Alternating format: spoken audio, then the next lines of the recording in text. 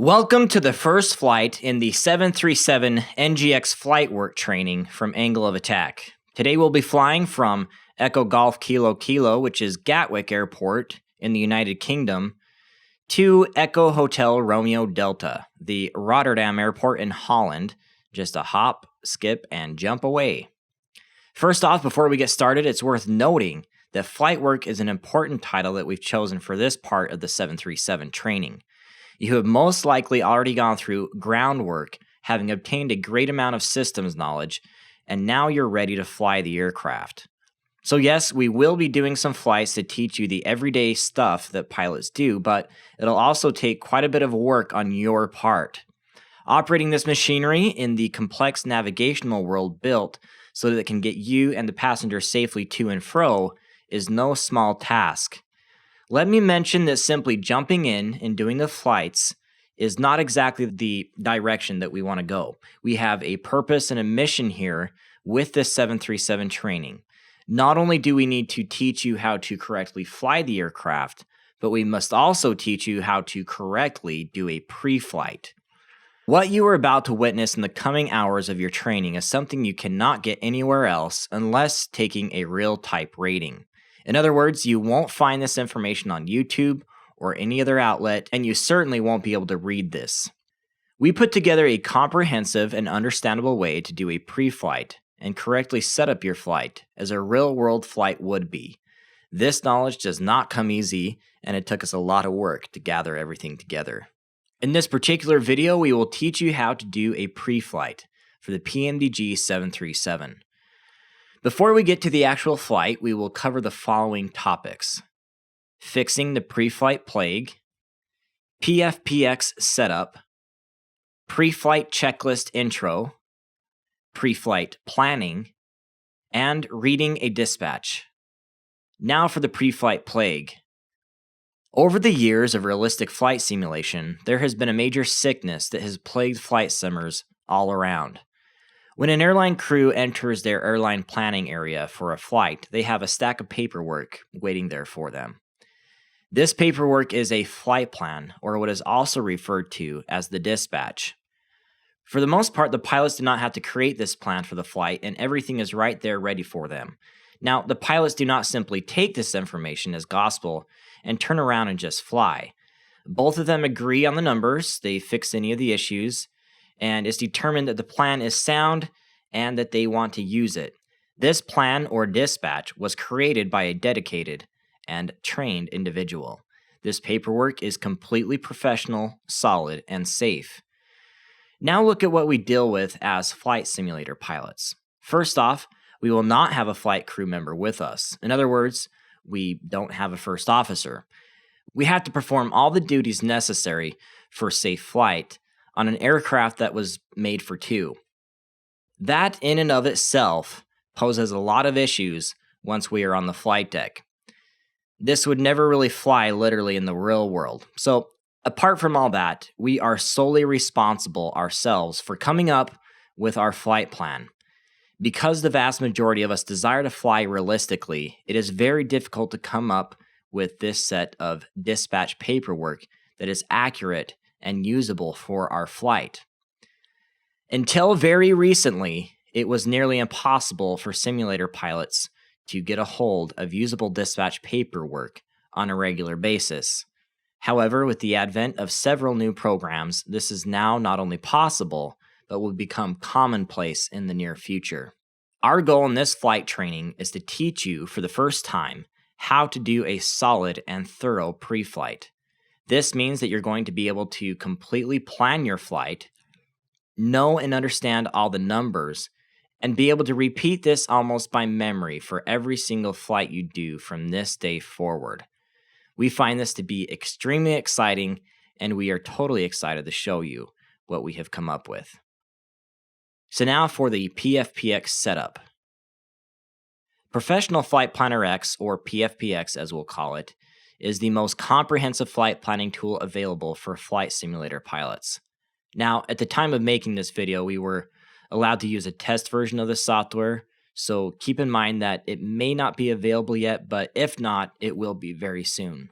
PFPX, like us, has recognized that there was a major lack with pre-flight knowledge and planning in the simulation community, and they did something big, really big.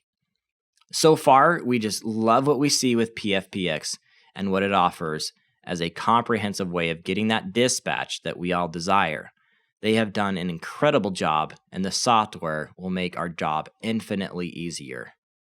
I want to show you exactly how to set up PFPX for the first time so you can get all the correct numbers matching what we have. That way there won't be any discrepancies and no mistakes. So let's start that process now. First off, just like any piece of software, you'll need to have it installed. This is pretty straightforward, just as with many programs. I have brought us to this stage where I have just installed the software and I am ready to input my product activation key and my name.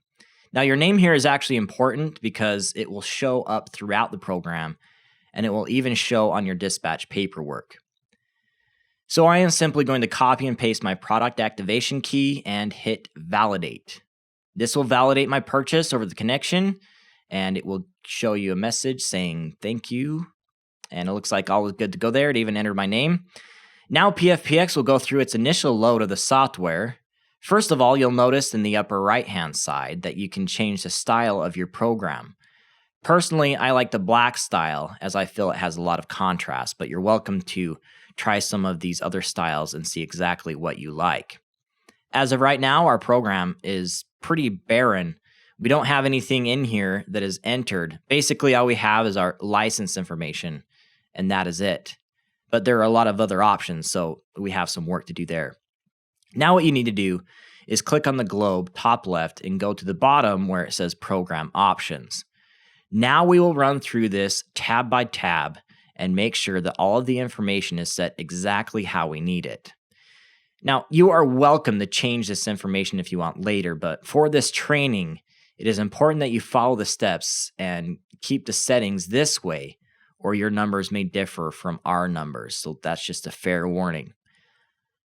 On the General tab, I'm going to enter my personal ID of AOA 001, weights of pounds, lengths of feet, and any other crew members that I would like to make active.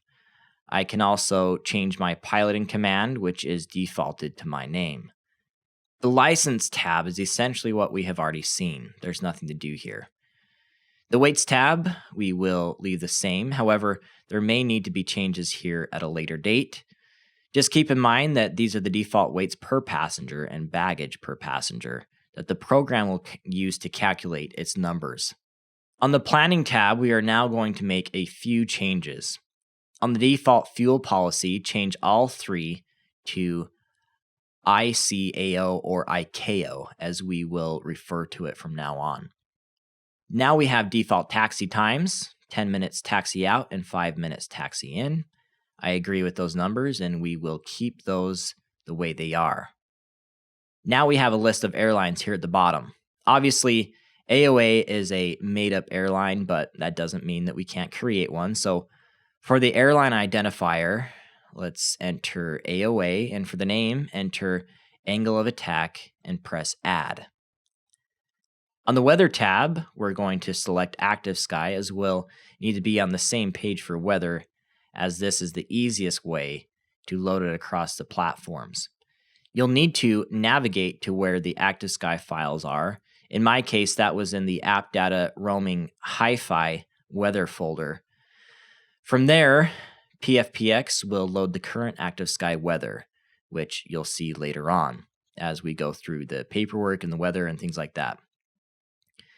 Now on the Nav Data tab, this will go unchanged. It does show an out-of-date Nav Data base at this point, but because this is a test software, we are going to leave it as is.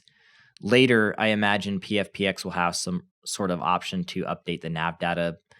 I'm not sure what their agreements are with other people, but for now, we're going to just have to live with what we've got here and hope it doesn't interrupt our planning. So that's it there. On the Network tab, we'll leave everything unchanged. Hit apply. This will save all the settings we've just entered. We've now set up most of the general options for PFPX to give us the baseline information we want. This will serve as the core of the planning software. Now we need to set up the aircraft we are going to be using so that we can refer to it time and time again. Once again, click on the globe, top left.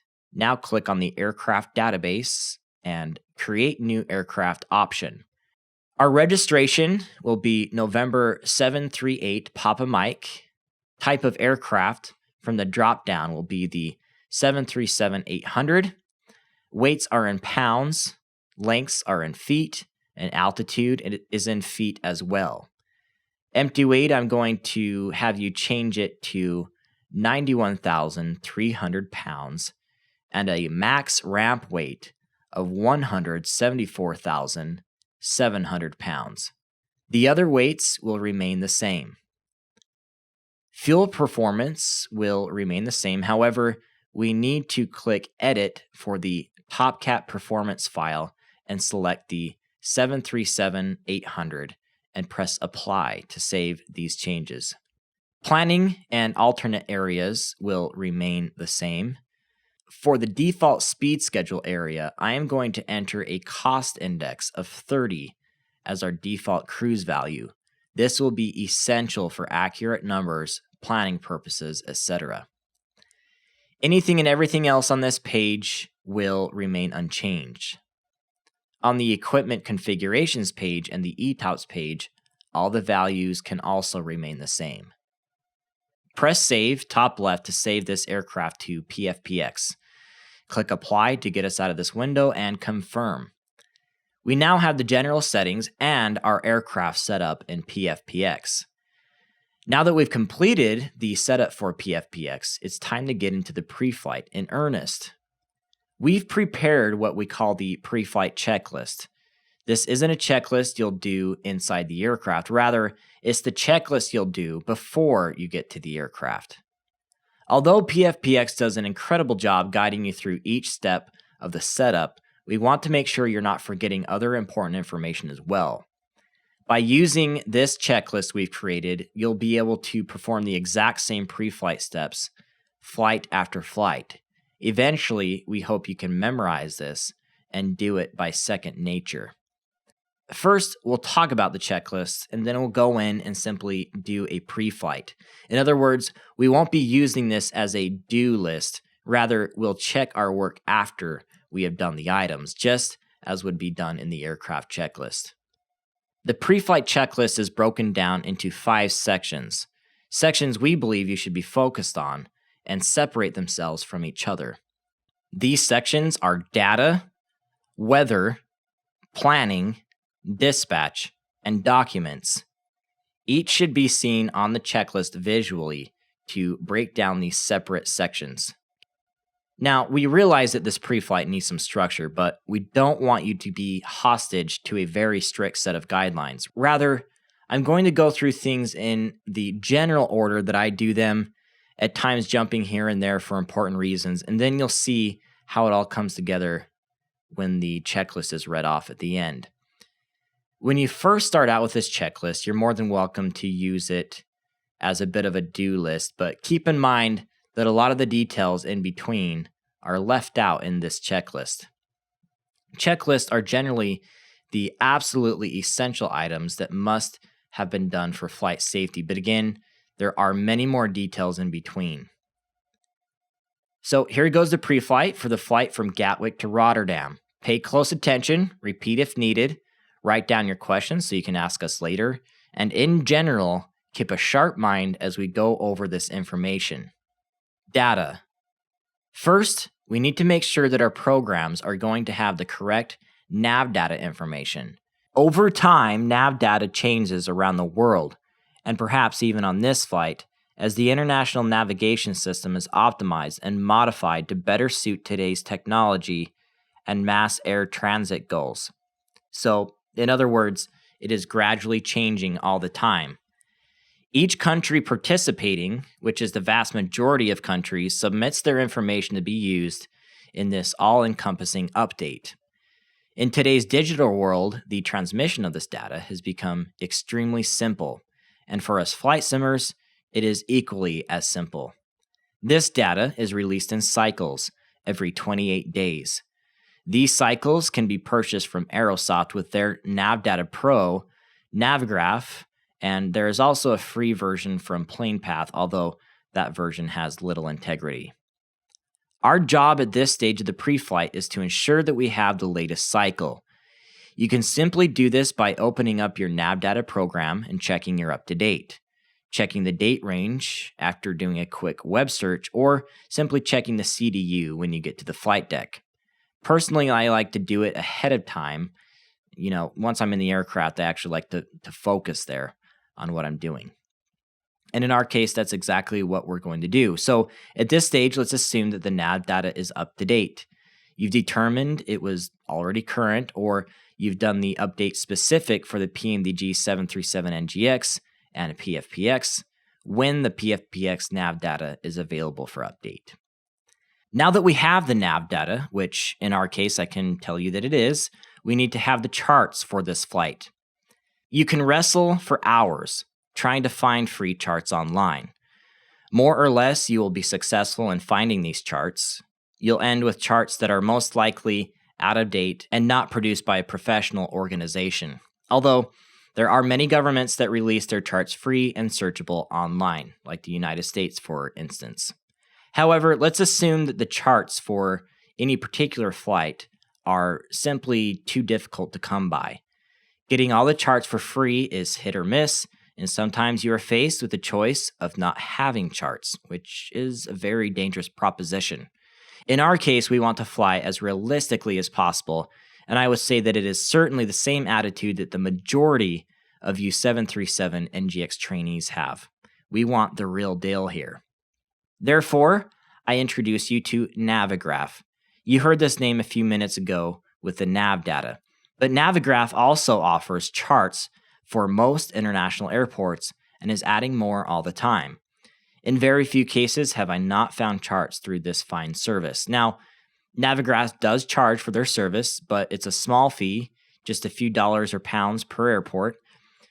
When buying the airport, you get all the charts for that airport, which you'll see in our case is quite a few. Navigraph was gracious enough with this training to allow us to provide you the charts you need for the specific airports that we're going to be flying into. We know you'll really love what they have and you'll jump on board with them at some point for your charting needs. Today we need charts specific to Gatwick and Rotterdam. Provided in the downloads for this video is a zip file containing everything you need for this flight. We'll be coming to this folder several times, but for now you'll notice that in this folder is a charts folder. Broken down by airport, we have Echo Golf Kilo Kilo and Echo Hotel Romeo Delta. These folders contain all the charts that you'll need for our flight today. Later, I'll tell you exactly what charts you are going to want to print off or make accessible. We won't need all of them, just those pertinent to our flight today.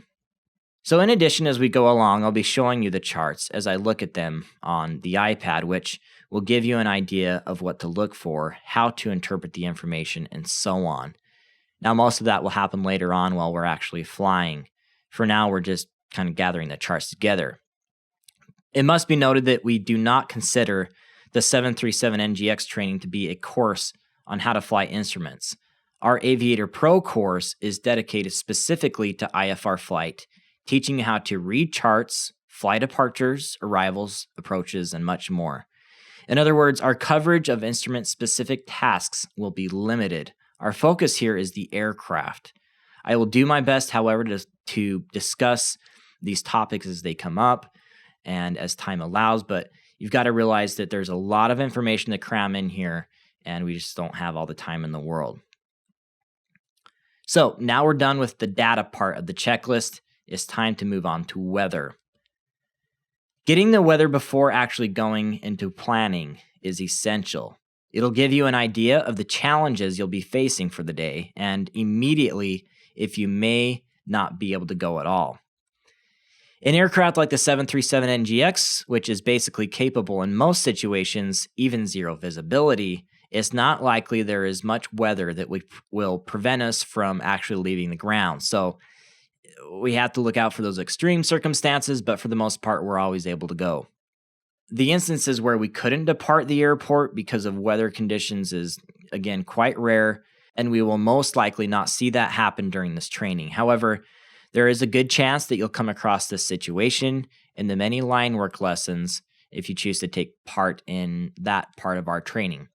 For us, we have choices on where to get our weather information. We can get it through REX, Active Sky directly from PFPX, or through a real-world service like aviationweather.gov or another similar source for your country. Accurate real-world weather information, the type of detailed information that pilots receive, is actually quite difficult to come by in the simulation world. That doesn't mean we're without a lot of great information and weather like the real conditions. It simply means that to the extent real pilots can hone in on SIGMETs, AirMets, PIREPs, prog charts, and so on is limited, especially when flying international. We do, however, have access to the basic information that'll get us safely to our destination with a relatively good idea of what the weather will be like and what we can expect. For this training, Angle of Attack uses REX Weather Textures, the Active Sky weather generation software, and PFPX to plan it all into the numbers for the aircraft. First, the best thing to do is to start off with your weather textures. For this flight, I have already selected those with REX. My method is to simply go into REX and hit random until I find a look that I like, and then I press install. I do this generally for every flight just to add some variety to my skies and my clouds and things like that, as that's what happens in the real world, right? When you go out to the ramp, it's something different every day, slightly different. Once the textures themselves are done, it's time to open up Active Sky. This is the first step in getting the weather we need, reading that information to get an idea of what's going on, and then having that information available for PFPX. So open up Active Sky. We use the latest Active Sky 2012. Over the next several seconds, Active Sky will force you to download the most recent weather update. In our case, I'm actually going to point you toward a specific date and time to load the weather once we're loaded up here. So we're all looking at the same numbers and getting the same weather along the route that we are going to fly today. You can imagine the havoc it would cause to simply have the winds be different across the entire flight. All of our numbers would be completely different. Everyone would be confused on why our numbers on the dispatch would be different from yours. So anyway, we'll show you that here in a second. So first thing, click on the historical button on the left about midway down. Now select from the online dynamic data Thursday, November 29th, 2012 at 0900 Zulu. Press apply. Wait a few moments as the program updates, then verify the weather at the top of the program. It should read the date, the time, and then select sim time. This will sync the weather with our simulator time. The flight we've provided will load with this correct time, and we should be synced up for the most part. Now that we have the correct weather data loaded for the flight, we're going to enter the flight plan. That'll give us our first bit of information to look at for our flight. So click on the flight plan button, third from the top. Click Enter Plan, the big green button. Enter our departure airport of Echo Golf Kilo Kilo, destination airport of Echo Hotel Romeo Delta, cruise altitude flight level 230, cruise airspeed 420, and that should give us the info we need. This is a very basic way of doing this. You can also press import and actually import your PFPX plan once you've done all of that. But because this is such a short flight, this should suffice. In other words, if it was over a very long distance, it would make a difference to actually enter the waypoints in here. But because we're just several hundred miles away, it doesn't matter much with what we're doing today. So now press process, the green button at the bottom. Now we see some information at the top, like average wind speeds, wind component, estimated time en route, etc. We ignore these numbers as these numbers we really want are in PFPX. These are just guesstimates for now. However, the information down below in text form is of interest. So this is where we get the actual weather reports, the METARs, the TAFs, and we can look at these things in more details. Right now, it looks like Heathrow, or rather Gatwick, is showing winds 300 at 7, clear visibility, broken clouds at 1400, temperature 2 Celsius, and dew point right around 0, altimeter 1013 hectopascals. TAF information can be seen just below that, giving us an idea of what the weather will be doing throughout the day. So for departure here in a few minutes, this isn't of much concern to us, actually, the TAF information, unless we are departing later on and we wanted to check on it. We can see that on the 29th of the month, from 0600 to the 30th at 1200, the wind will be at 330 and 8 knots. Visibility will be clear and broken clouds at 1200 feet. That is in our current time frame right now, and it is more or less accurate to what the METAR is already reflecting. Rotterdam, on the other hand, is currently reporting winds 360 at 4 knots, visibility clear, few clouds 2800, broken clouds at 3600 with a temperature of 4, dew point of 3, and 1007 QNH. Keep in mind this is the current observation, and we won't be there for at least several hours with all the setup and then the flight that we intend on doing. Because it is 9 a.m. local right now, we should be safe in saying we'll get there around 11 a.m. to 12 p.m., which also corresponds with Zulu where we are. So let's have a look at the TAF and see if we can see anything for our arrival in that time frame.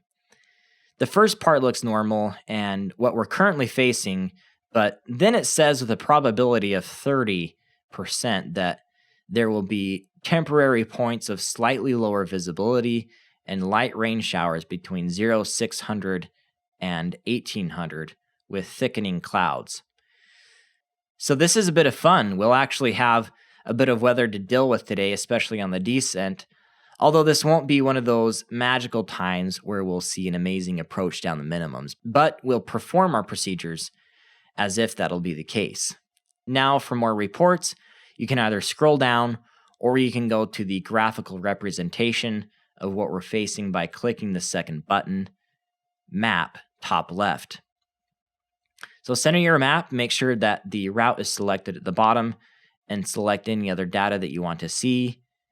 Now, this isn't the perfect real-world representation of what the weather is like. You can see it's very graphical and in a lot of ways fake. However, it's pretty darn good and just about the best we can get with the information we have as flight sim pilots, especially this part of the world. Again, Rex, which is another great product, does very similar things to this. Additionally, real-world sources will also give you this information. And if you are in an area where real-world sources are available for free, or you somehow have access to that information, those are the best sources. But the great thing here is that we loaded some historical weather. We can all be on the same page today for the correct numbers, and we have all the information we need to do an accurate and safe flight over to Rotterdam today. For more complex flights, you'll soon see that there is more detail we can get out of the flight planning portion of ActiveSky with better en route winds and so on. But again, for this short hop, I'd say we have a good grasp of what the weather will be. If you want to get really in-depth and get the SIGMETs and AirMets, click on the Met Reps button on the left. Here you can scroll through all the weather reports. Now, these are from all over the world, so keep in mind that most of them are not relevant at all because they aren't even close to where you are. I looked at some here and they were in JFK, I believe. But anyway, if you want to browse through those, you're more than welcome to do so. So that does it for weather. Pretty simple, really not too in-depth. This isn't a course on weather. So anyway, we're done with this for now. I'm going to minimize ActiveSky as we still want it active for when we connect the simulator, and we want to activate it through PFPX as well. They kind of communicate, and you'll see that here in a minute. Now, we finally get to the planning stage of the pre-flight, where we'll start getting into the real numbers. So go ahead and click on PFPX if you have it and let the program load up. Having already completed our PFPX setup, we are now free to plan a flight as we would on any given day. So from here on out, this is how we set up a flight in PFPX. With this program, a once frustrating and again nearly impossible set of procedures to get dispatch paperwork has become an enjoyable process and visually pleasing too. And I'm sure you guys will witness that here as we go along. As you can see, PFPX is set up in a visual format. We work from left to right and create the flight plan step by step. So first, we want to schedule this flight. Press Add, top left. This brings up the flight dialog, and now we can enter in all the information. First, the airline code you'll want to select, if not already selected, is AOA for angle of attack. Flight number will be 73 Alpha, noting this is the 737 training and our first flight. In other words, the next flight or second flight will be 73 Bravo, the third flight will be 73 Charlie, etc. Origin will be Echo Golf Kilo Kilo, which is Gatwick. Destination will be Echo Hotel Romeo Delta, which is Rotterdam. You'll see that the type of operation switches from domestic to an international flight in the next box after we have put in those two airports. It's detected that we're going to be crossing international borders. Also, N noting that this is a non-scheduled flight. Company flight number can be left the way it is. We're not going to put anything particular there. Simply for continuity's sake, let's change the date to the date we entered for weather. This will be the 29th of November. Scheduled time of departure, let's put in 11:15. We may leave a bit earlier than that, but that'll give us something realistic to shoot for. We're going to be taking up a long time on the flight deck today in no particular rush, showing you all the bits and pieces that you need to know in the pre-flight. So we're not in a rush at this time. We're not trying to keep a schedule. We'll be doing that sort of stuff later. For now, we just want to show you all the details of the aircraft. The scheduled time of arrival and the estimated en route time are auto-generated, and we'll just leave those the way they are for now. The flight plan will not repeat, but say you're creating your own airline schedule. This is how you would set up a repetitive flight plan. So, for example, if you have an airline in your city, you know that there is a certain flight that comes in every day at a particular time. You can set this up just as they would, although you'd be scheduled to fly those flights, I suppose. Additionally, while I think of it, it might be to your advantage to set this up on a schedule. And say you practice these flights once a month or once a week, so you can make sure you get all the methodology drilled down.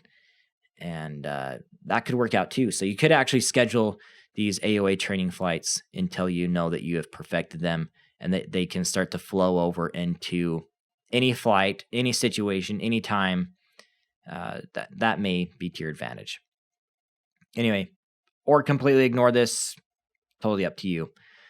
All right, the aircraft we want, which we've already set up, is November 738 Papa Mike. For the payload, we're going to leave this blank because we'll randomly generate it later. Flight crew, in this case, is me. In your case, it'll be you. Other crew members, put down what you want to here, if anything, including your pet or small child, if you consider them to be your co-pilot for this journey. And then in the flight plan remarks, you can put whatever you want to, perhaps something along the lines of flight work started or something else sentimental and monumental, who knows. Now in the map view, you can view the winds at different levels and also drill down further information. I'm really in love with this presentation and I think it looks fantastic. It gives you a really good idea. Today, I can tell you that we'll be flying at flight level 230 because of the short hop. So select the winds at flight level 250, the closest to our cruise altitude, and check out the winds. Pretty helpful to give us a good idea of what we're up against there. It just so happens to be your lucky day today that we'll be facing some decent headwinds, although not the worst. Looks like about 55 knots for the majority of our cruise, but that shouldn't relate into a direct 55 knot headwind. In fact, it's going to be pretty low because of how far off to our side it is. So all is done here after you get your fill of information, as there is still a lot of work to be done. So press save, top left. Now back in the schedules menu, hover over and click on the flight we just scheduled. Go up to the flight section and press plan. Now we'll go through the easy flowing interface here and select what we need, item by item. I see that our airline code, flight number, origin, and destination are all correct. Takeoff runway shows 26 left. Landing runway shows 06. Now, I want to make the taxi a bit challenging today, and the tailwind we'll have as a result of that change is within limits, so I'm going to change the takeoff runway to 8 right. As a result of our longer taxi, go ahead and change the taxi time to 15 minutes out of the standard 10 minutes. That should give us enough time and should calculate a bit of extra fuel, just a few extra pounds, really not a lot.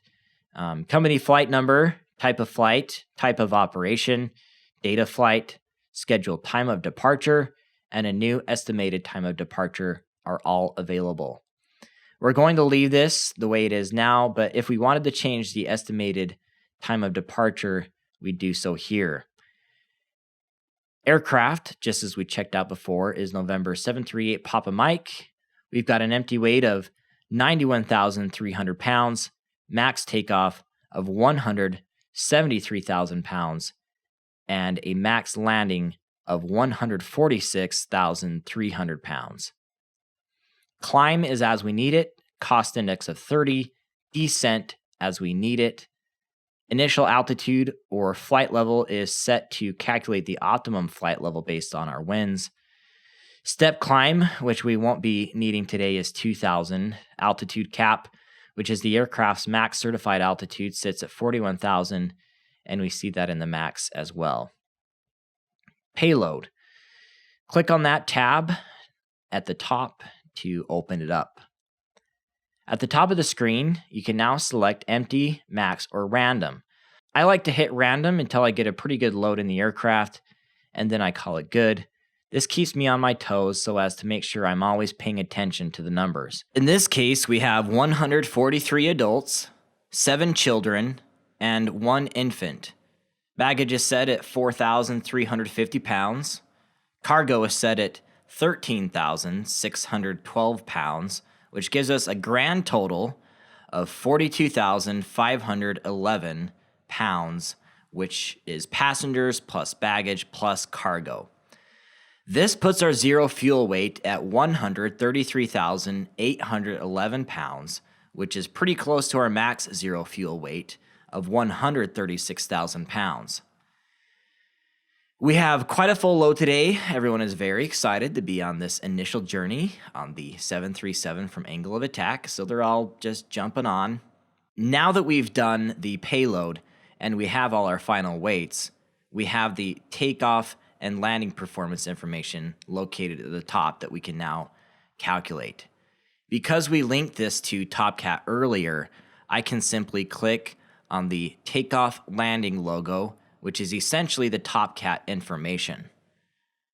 We can verify our information here, the aircraft, engine type, D-rate or no D-rate, and then start to work on the performance.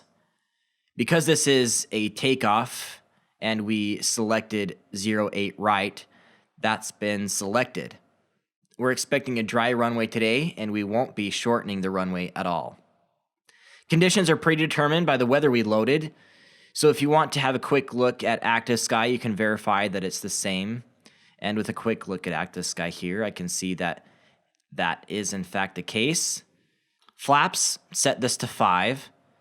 Thrust configuration, air conditioning, and anti-ice will all be left the same. Optimum, on, off, respectively.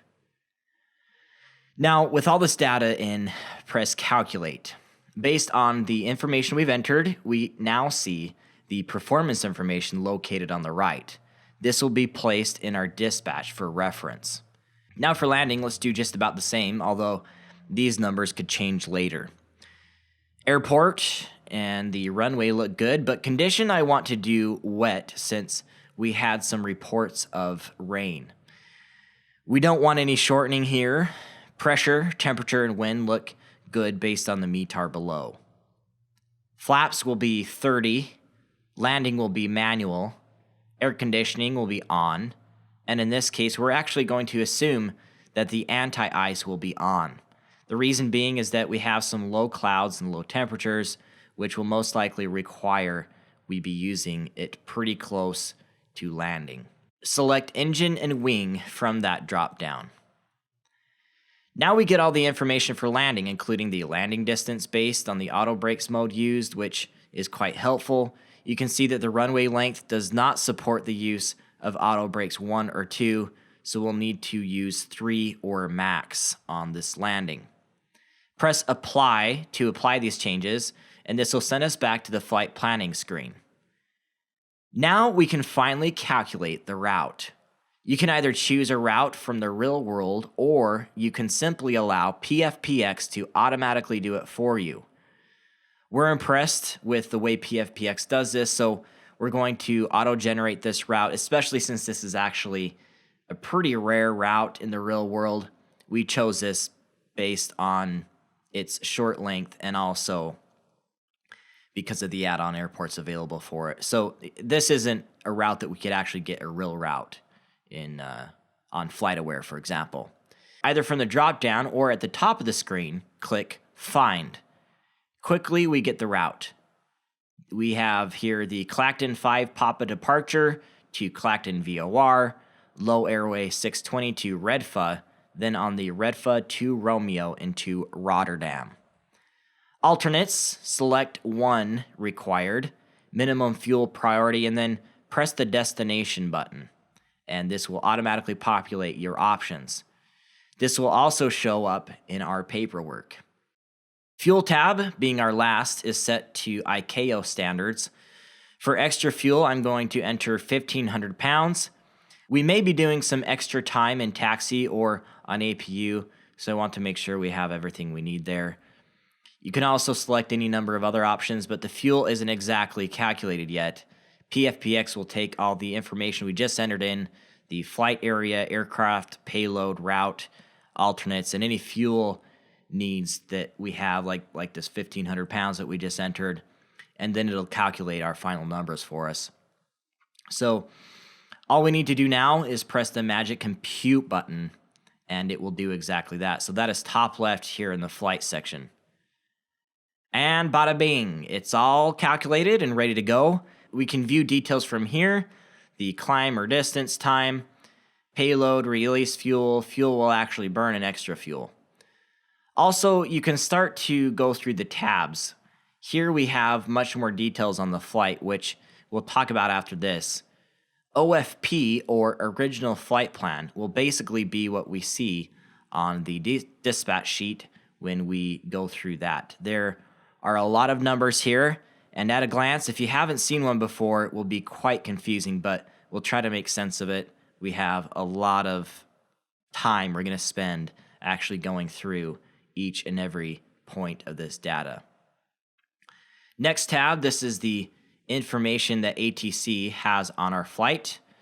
Next tab, the weather information for your departure, destination, and alternate airports.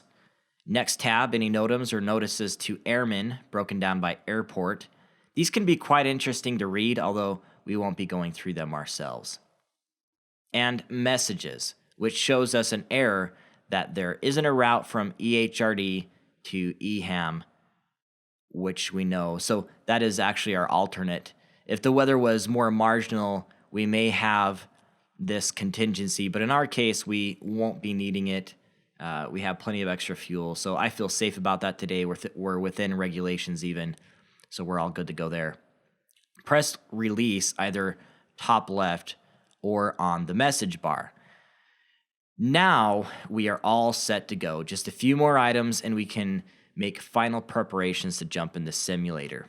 First, we need to export our flight to the FMC and to FSX. Press the export button here. First, we'll need to navigate to the folders necessary for our FSX files, and for the PMDG files. So basically what you want to be doing is you want to navigate to where FSX is. You will click on PMDG, flight plans, the NGX folder, and then that is where you can export your files there. If you also want to export to Microsoft Flight Simulator, you're more than welcome to do that too. That's generally in my documents, and it says Microsoft Flight Simulator X files or something along those lines. And you can export there as well. So select each line you want to export to individually and save. So in other words, you can't select multiple lines, I don't think, and that'll allow you to save. So that means that once we actually get in the aircraft, we can simply select this file and load up our entire route. Otherwise, we would have to enter it in line by line, which may actually be an interesting thing for us to do later, to manually enter a flight plan rather than doing it this automated way. And so you guys can see exactly how all that is linked up and created. However, this way is just so much easier and will save us a lot of time today. This will make things a little easier in the midst of so many other things that are going to be complex and new to you today. So let's save doing a leg-by-leg flight plan for another flight when you're more familiar with the basic procedures. So once you're done with that, close out of that and get back to the main screen. The last thing we need to do in PFPX before we're done is print the flight documents. We provide these documents for you, but this is the time to print those off or save them where they need to be. So press Print Flight Documents, or in my case, I'm saving to PDF as I'll be viewing the document on my iPad. Make sure to select all the information that you want. It's up to you what you want. In our case, we are going to print everything that is available so we can go through each and every item. Once you're done with that, press OK. I'm going to save this document on the desktop now, and we'll add it to our folder. Again, you guys will get these files in the download section on the website, and you're welcome to just open this paperwork and print it or put it where you need it, for example, on an iPad or a Kindle or whatever else you use. It just needs to be accessible. So we can save with the default file name, although it's a bit long, but it'll be easily recognizable with the flight number, route, and date, etc.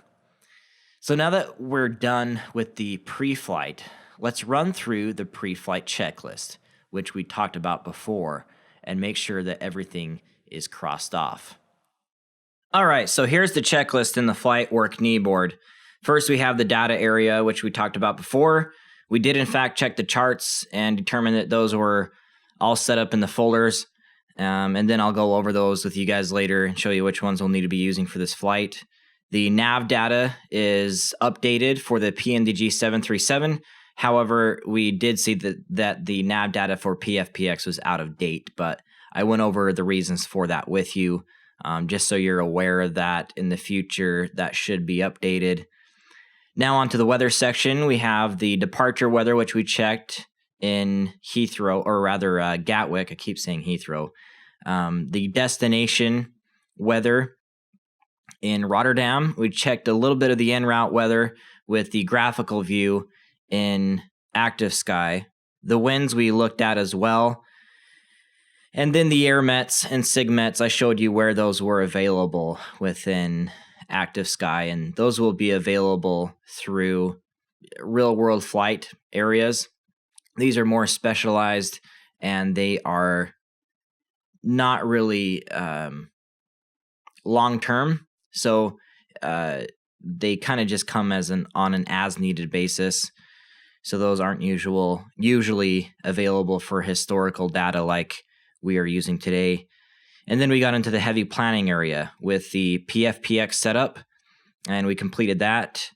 That's something that you won't have to do every time. You just need to make sure that that is basically done initially, but it does in fact have to be done ahead of time. Schedule, we did enter that. We entered our runways, which our departure runway will be 08 right, and our arrival runway will be runway 6. Our times today, looking at our dispatch, will be an estimated departure time of 11:15, an estimated time of arrival will be 12:15, and estimated time en route, I believe, was 55 minutes. Our weights today, our zero fuel weight will be 133,811 pounds. The takeoff weight is 143,019 pounds, and the landing weight will be 139,165 pounds. Takeoff performance and landing performance were both calculated with TopCat. The passengers, we have 150 passengers on board today, and the cargo we have is 13,612 pounds. The route was generated with PFPX, and we entered that in. Again, that route was the Clacton 5 Papa departure to Clacton, the low airway 620 to Redfa, and then the Redfa 2 Papa arrival, or rather 2 Romeo arrival into Rotterdam. Our alternates are Amsterdam in today's case, and we have some other alternates that were calculated, but we won't be concerning ourselves with those. We will be talking a little bit about those numbers anyway coming up in the dispatch paperwork. And then the dispatch, we did compute that and we released it as well. We exported the FMC data, and finally we got our dispatch paperwork on, in my case, an iPad, and in your case, you're welcome to print it or whatever you want to do with it, but those are available and accessible. So that does it for the pre-flight checklist. As you can see, what we've done is we've done the checklist after the fact. People misrepresent a checklist. They think it's a do list. They want to go through and check things off item by item. That's not how checklists are meant to be performed. What you need to do is you need to perform these duties and then look at the checklist and make sure you didn't miss anything. We've completed the pre-flight checklist now, and we can move on to talking about the paperwork. Throughout the flight, I'll bring up the dispatch and we can discuss it in smaller parts when necessary. For now, we'll simply go through and discuss the numbers the best we know them. So you have your paperwork handy. In my case, I have it on my iPad. You're welcome to view it right on your PC, which will be difficult once we're flying. So print it out or have it on a similar device if you can. Having it on your PC where you have to actually leave the flight to check it out is probably not the best idea, but I suppose it could work. All right, and here we go. Flight briefing package, AOA 73 Alpha from Gatwick to Rotterdam. And right here it actually says the 4th of December. I had to change the date on there to fix something. But this is the same paperwork and the same flight that we set up for the 29th of November that we talked about when setting up the weather and setting up all the other data that went across. So all of our information is the same. This little date is just different. After the title page, we have all the fuel figures right in one place. This is important to know ahead of time as it'll allow us to fuel up the aircraft right as we get on board, but it also gives you an idea of the numbers we'll be looking at throughout the day right up front. But of most import is the fact that the ground crew will put the correct amount of fuel in the aircraft. This communication process is very important in the real world, ensuring that the fuel order is correct. If not, it could waste a lot of time. Now, it's very rare this is overlooked by the pilots, as there are some verification steps during pre-flight, as we'll see later. So there's a lot of steps in between to catch whether or not there's a fuel discrepancy, but right here, it's important just to go over it. It's the first page of our dispatch. We may as well do it while we're here. So let's go through line by line, and I'll explain the numbers and what they mean. Trip fuel. This is the fuel we'll use for our journey. We also get the time in which this fuel is consumed. Contingency fuel of 5%. This is set by the ICAO standards we set earlier. And if you set your standards to a different governing agency or a different number, for example, then it could be different. But this is 5% in our case, and on such a short journey, it really isn't that much. You can imagine it would add up for a long journey, though. Fuel to our alternate of Amsterdam, 11 minutes away, is listed. Nothing in alternate 2, but you may see something there at some point. Say you set up a second alternate on a different flight. Final reserve fuel is an interesting reserve number. This is regulatory extra fuel to be carried for the alternate in either 30 minutes or 45 minutes, depending on the regulations. This provides flight at 1,500 feet above ground level at the alternate airport at holding speed. In this case, we see that per the ICAO standards, 30 minutes is required. Additional fuel, or ETOPS additional fuel, is for airports that are generally remote and therefore do not have an alternate and have specific extra fuel requirements. In our case, we won't be needing anything as we are going to mainland Europe. There are plenty of other airports around that we can land at. This is generally for remote islands and things like that, or remote airports. Ballast fuel, nothing here, of course, but is used for weight and balance purposes. This is considered unburnable fuel except under emergency situations when you're actually using ballast. In a roundabout way, if you have enough fuel to be using the center tank, the wing fuel in the 737 is considered to be ballast until the center tank has been exhausted of its fuel, other than the extra required to remain in the center tank. What this means is that the center tank fuel is to be burned first, then the wing fuel. This is due to structural limitations of the aircraft. You can imagine a heavily laden aircraft full of passengers and with nearly a full center tank. If the wings were empty of fuel, this would mean a tremendous load would be placed on the wings, having to carry all that weight with no help from the weight of the fuel in the wings. So you can imagine these flimsy, lightweight wings trying to carry a very heavy, bulky aircraft. And you can imagine just by common sense what kind of problems that would cause for the structure of the aircraft. So again, center tank fuel is burned first, then the wing fuel, and those are normal procedures. Until the center tank fuel is burned, wing fuel is considered ballast in a roundabout way. But in many other cases, you can use ballast fuel.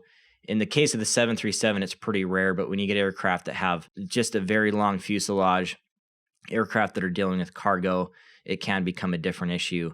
But for us, it's not such a huge deal. Tanker fuel is next, and also an interesting subject. So here it is. Here's what tanker fuel is. So say that you're flying from one airport where the fuel is very cheap to an airport where it's quite expensive. You determine that it's to your advantage to carry the extra fuel to that destination in preparation for the next flight, regardless of the fact that it costs money to carry fuel. So that is tankering. You're basically hoarding cheaper fuel for later use. Now, our minimum takeoff fuel is listed here. This gives us the time as well. And with some quick math, you can see that it is the trip, contingency, alternate, and final reserve all added together. So that is the minimum, but that doesn't mean we have to take the minimum. In our case, because the burn numbers are a little off in my experience on this aircraft, I gave us an extra 1,500 pounds of fuel today, so we land with around the planned landing fuel that we'd like. That gives us a planned takeoff fuel of 9,208 pounds. However, add on the fuel allotted for taxi, and we get to our final number of 9,583 pounds. That gives us a 1 hour, 59-minute endurance. This is our release fuel figure. Remaining at Rotterdam, we should have 5,229 pounds of fuel left on board. I really hope all that makes sense, but keep in mind that we'll be going through this many times, so you'll certainly get the hang of it after we've done that. These numbers are scattered many places throughout the paperwork, and believe it or not, this is perhaps the easiest page to decipher and read. So just wait until the next page. That gets a little crazy, but we'll break it down. So I don't want to scare you about it. But before that, let's have a look at the load planning on this page. This is quite simple and things that for the most part we have already discussed, but worth mentioning again as it just summarizes everything very easily here. We have our payload, which is the passengers, baggage, and cargo all added together. Fuel, as you'll see above as well, is our release fuel. Zero fuel weight is just that. It's the aircraft totally empty plus the payload figure you see above, less fuel. Add the fuel and you get the ramp weight. Takeoff weight is the weight after the taxi. And keep in mind that this is an important number. A crew can actually overload the aircraft with fuel past the maximum takeoff weight, so long as they are at the maximum takeoff weight by the time they reach the runway. In other words, it can be burned off in the taxi. In our case, that's no worry. We aren't maxed out today, so we aren't getting anywhere close to those numbers. The landing weight after we've made our magical journey of learning will be 139,165 pounds. And underload. This is how much extra weight we can take on before we reach our max. And we're not limited by the max takeoff weight here. We're actually limited by the zero fuel weight, as you can see comparing the planned zero fuel weight and the zero fuel weight limit. Today we're carrying a lot of cargo, which has really jacked up that zero fuel weight figure. If we were going on a longer journey, that would be quite an issue, and as a flight crew, we'd have to leave some cargo for another flight in exchange for fuel weight. So those are numbers that you have to deal with. But because we're on such a short journey today, we don't require a lot of fuel weight. That means we can carry some extra cargo. However, apparently in our case, there's quite a bit of cargo that needs to go to Rotterdam, and it's our duty to get it there. So we will gladly take it on over. All right, so take a deep breath. That's it for this page, the most simple of the dispatch. Now for actually the first page of the flight plan, as noted with the page number at the bottom. I may reference these page numbers, so keep in mind that this is where it's located, especially when I'm going to call that you look at the dispatch. If we're in the flight, I will point out the page number so you can quickly get there and you aren't sifting through the pages while you're supposed to be focusing on other duties. So don't get overwhelmed by all the information here. Let's just take things line by line and we'll decode the confusing mess we see. Our flight number and title are at the top of the page. Then the AOA flight plan, and this is an IFR flight, flight number AOA 73 Alpha, registration November 738 Papa Mike, and we are going from Gatwick to Rotterdam, Echo Golf Kilo Kilo to Echo Hotel Romeo Delta. All weights are in pounds, important to note. You guys are welcome to use kilograms whenever you want. Just be absolutely sure that it is noted across all platforms you're using with PFPX, the NGX, and anything else. This can get confusing and dangerous if one thing is pounds and the other thing is kilograms. You could be taking a lot less fuel than you actually need if you're in the right scenario there. So that can be very dangerous. All right, this was prepared by yours truly with my identification number, and it also shows the date on which it was prepared. Next line, again, our flight number, original flight plan, OFP. Registration number, aircraft type, and engines match. Route was auto-generated, as noted here. Departure is from Gatwick, which is Echo Golf Kilo Kilo with an abbreviation of Lima Golf Whiskey, which is basically London Gatwick is what it means for short.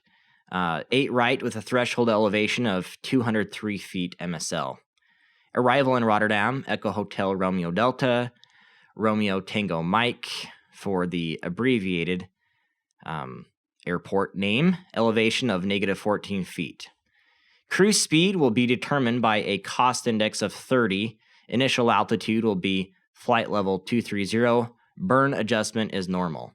Total great circle distance of 180 miles, a total flight plan distance of 208 miles, and a total air distance of 213 miles. And we will have an average wind component of 9 knots across our route today. Alternate is Echo Hotel Alpha Mike or Amsterdam. 36 left, elevation -11 feet, and 25 nautical miles away. Already, now that we're separated by a dashed line, we've covered a lot of information. From here on out, what you'll see is either stuff you've seen before or new information. Now we see a dry operating weight, which is the aircraft completely empty. Add passengers, cargo, and you get 42,511 extra pounds. and our underload is 2,189 again, and limited by 0 fuel weight. Now we have a simple breakdown of the weights in this area. We have the max and the planned lines with 0 fuel weight, takeoff weight, and landing weight columns. So you can quickly see what your max weights are here and your planned weights. Next is the top cap performance data, which unfortunately at the time of doing this video, there's a minor bug in the software and it doesn't translate over to the paperwork correctly. You did see that we calculated it and everything looked good there. However, your actual dispatch will probably have these numbers as we'll update it once it is available and fixed. So just keep that in mind that at the time of doing this video, it's not there. But just as a disclaimer here, don't let this reflect on the quality of PFPX. We should expect a few little hiccups since we're showing a beta version of this software. And I would say so far, aren't you just totally impressed with PFPX? A few of these things are expected. But anyway, I digress. In this area, when available, we'll find the takeoff and landing data for our flight. In this area, we once again see all the same figures that we did before on the fuel planning page. Simply verify that this page matches with the fuel planning page. I can't see why there'd be any differences, but it always helps to cross-verify. So next to that area for your signature, and once you're done reviewing all the information, you can put your signature there.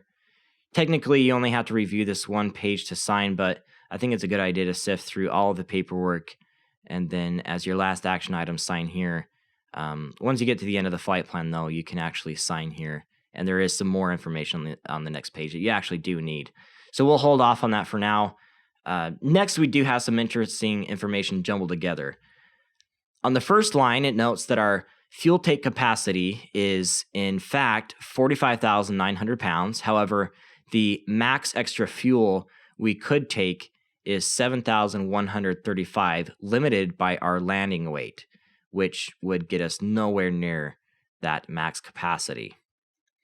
Next line is super interesting. It notes that if our takeoff weight was to increase by 2,000 pounds from our current plan, say we added fuel or some extra passengers jumped on, for example, we'd need 29 extra pounds of fuel for that correction. Conversely, losing 2,000 pounds in the same manner would only save us 17 pounds of fuel. And I don't know, I just found that pretty interesting. Now, I guess if you were adding 2,000 extra pounds of fuel, then that would make for an interesting thing because you'd be constantly needing to add, or it's better just to have your fuel all taken care of up front. Anyway, next line, if our cruise altitude was 2,000 feet below our planned altitude, it'd cost us an extra 127 pounds of fuel. Climb speed and descent speeds are then noted. In the next area, we have times pertinent to the flight. So let's work on the first line, which is our departure. We have the airport, of course. If you don't know by this point that we're departing from Gatwick, I really wonder about you, my friend, because we've said that over and over again. The scheduled time of departure is 11:15. Estimated time of departure is 11:15. Now an area where we can fill in our off the blocks time, or the time when we start pushing back. Estimated takeoff is 11:30, which is our estimated time of departure plus the taxi time we noted, and an area for the actual takeoff, which we can make a note of. So there's a couple areas here that you'll notice where you can put the actual time. Say that you have this printed out, you can write those down. Now for the arrival, scheduled time of arrival is 12:10, just after noon. ETA is the same actual on the block time when we stop in our parking spot in Rotterdam, can be noted again by writing it down. Estimated landing time is 12:10, which is our block time minus the taxi. Actual landing time can be noted as well. All right, now we can get a total block time from start of movement to the end of movement and a total flight time from takeoff to landing.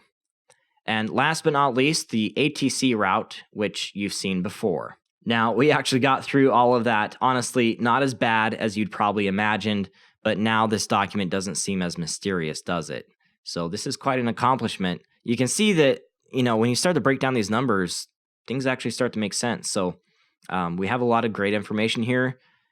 I'm sure that knowing this information, you are starting to become more comfortable with the flight ahead, knowing that you know the numbers that need to go into the aircraft. You're not just guessing the fuel and putting it in, for example, which seems to be a pretty common thing for flight simulator pilots, just to guesstimate their fuel. And granted, people get pretty good at guesstimating how much fuel they need for a specific journey, but I think it's really cool to have all of these exact numbers to look at, and especially once we get to the route and the legs and things like that, where we have precise remaining fuel.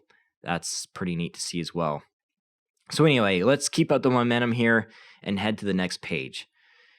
Here we have our alternate planning, which isn't a big consideration in our case. These extra alternates were auto-generated by PFPX. If you remember earlier, we actually only required one alternate. It'd be interesting to try out sometime what the fuel situation would be to skip a few of the alternates, however, just to see what would happen in a worst case scenario. That'd be really interesting. But with these airports, there are a few interesting columns. So let's have a look at those. We have the ident with runway, the altitude or flight level assumed to get there, the wind component for that journey, the time it takes to get there, the fuel it takes to get there, a difference between the original alternate in pounds of fuel, and the route, which in our case is all direct for all the alternates. So although we don't need to concern ourselves with this information, it's still pretty neat to look at and get a feel for what would happen if we actually had to skip our alternate. Below, which we will refer to during our flight quite a bit, is the flight plan, point by point. On our short flight, this fits on one page. In a 737, which is mostly a short haul aircraft, or medium haul, I suppose, this isn't exactly rare. If we were dealing with a longer flight, pushing the limits of the 737, we'd be looking at pages and pages of waypoints like this. Without focusing too much on the information below, it's easier to have a look at the headline first to see what the column actually represents, and then you can get a better idea of how everything is broken down. So let's do that column by column here. First is the airway. In this case, we have the Clacton 5 Papa departure, the low airway 620, and the Redfa 2 Romeo arrival. Next is the actual waypoint, which will always have some sort of identifier, even if it's an abbreviated lat long. You'll also see the name here. For example, the full name of the VORs will be shown, like Detling and Clacton. Next column is the magnetic track of that leg. Next column is the altitude, with the temperature underneath for those waypoints located at cruise. Next column is the wind, velocity, and if available, the frequency under that. So you see that at Clacton, we have a wind of 357 at 54 and a frequency for that VOR of 114.55. Next column is the true airspeed with the ground speed underneath. Next column is the distance of that leg with the distance remaining to the destination below. Now in the next column is the fuel remaining and fuel used with the lat long position below. And last, we have the leg estimated time on, accumulated time, and the actual time on. So you can see that there's a lot of information here that can be overwhelming.